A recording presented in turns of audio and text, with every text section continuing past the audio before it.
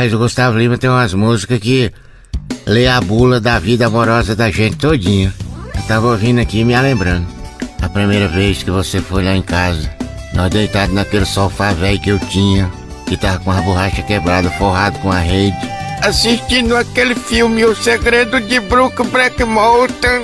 Aí você disse assim: filho, nós estamos pagando 2 energias, 2 contas de água, 2 aluguel. Por que nós não se ajuda, filho? Tu dá 2 a distância curta. E assim, enquanto eu estou cachorro desse por um minuto, e meu corpo encontre seu corpo. outra música aqui, ó, que lembra demais da gente. Aquele dia que eu cheguei de madrugada bêbado, que você me deu umas panadas de facão e jogou a água quente que você tá fervendo uma bacaba em cima de mim, com bacaba, com tacho, com tudo, que queimou até os cabelos de meu sovaco.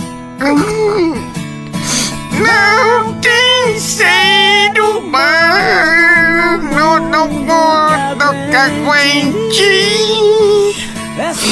Essa relação vai terminar. Olha na gente. Você tem que curtir e me diz 3 palavras.